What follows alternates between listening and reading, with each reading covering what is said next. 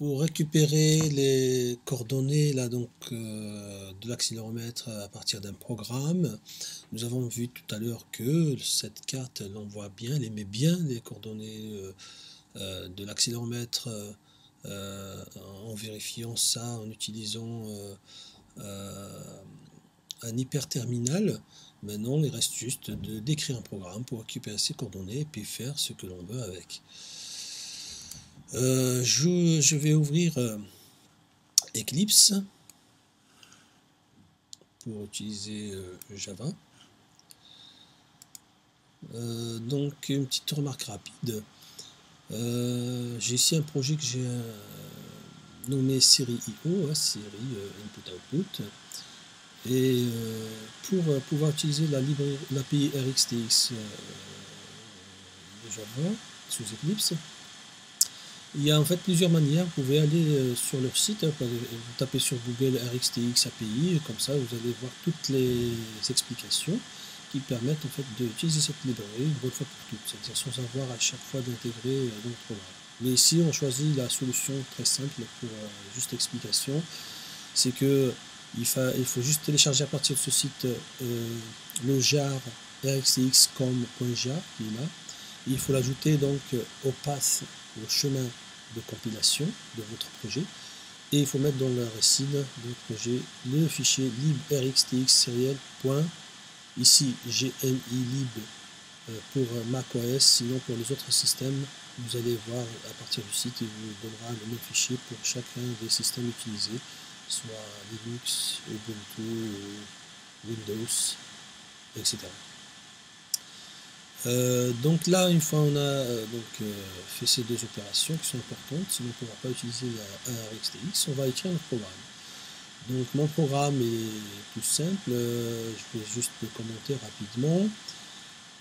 Je vais utiliser la classe ComPortIdentifier qui permet en fait d'utiliser la méthode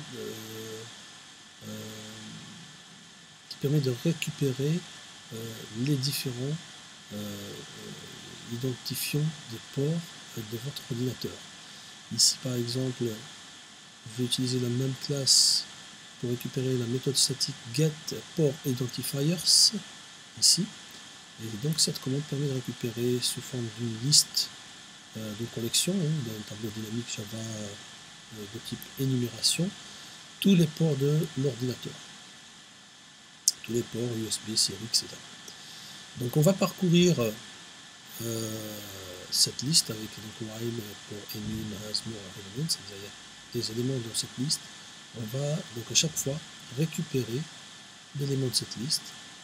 On va récupérer le port identifier par là, donc la méthode nextElement de énumération. Et chaque élément donc il est de type ComPortIdentifier. Donc on a deux ici, c'est pour parcourir les éléments de la liste, et l'autre c'est pour choisir celui qu'on veut ici pour IB. Donc après, ça c'est juste pour l'affichage. Après on a CurePortIdentifier, le port identifié en courant. GetName, c'est-à-dire on regarde le nom si c'est vraiment celui-là. Dans mon cas, donc le gateway qui est branché, il porte ce nom-là. Si c'est le cas, donc j'affecte cette valeur-là à mon port ID que j'ai déclaré tout au début ici comme port identifier. Une fois c'est déclaré, ça nous permettra de récupérer, donc de configurer le port série. Ici par exemple, on va aller dans les configurations du port XB, il faut donner les mêmes que celles qui sont donc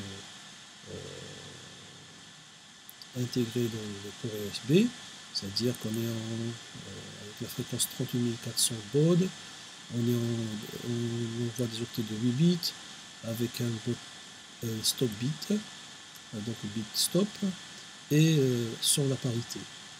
Et puis là j'ai choisi d'utiliser un stream, un flow Java qui est de type BufferedReader pour pouvoir lire ligne par ligne, pour pouvoir lire ligne par ligne, pour récupérer ligne par ligne des informations envoyées par le XB. Donc c'est mieux buffer, etc.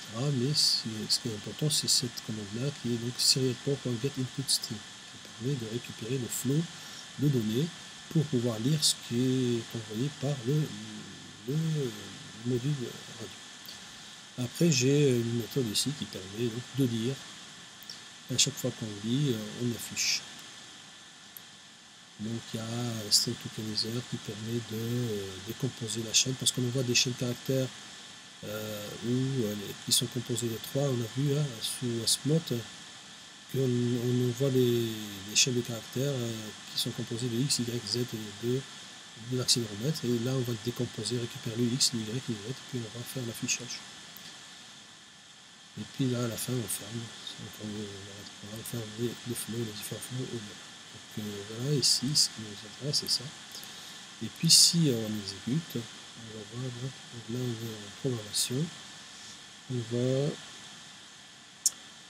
remarquer qu'il récupère bien les valeurs de X, Y et Z.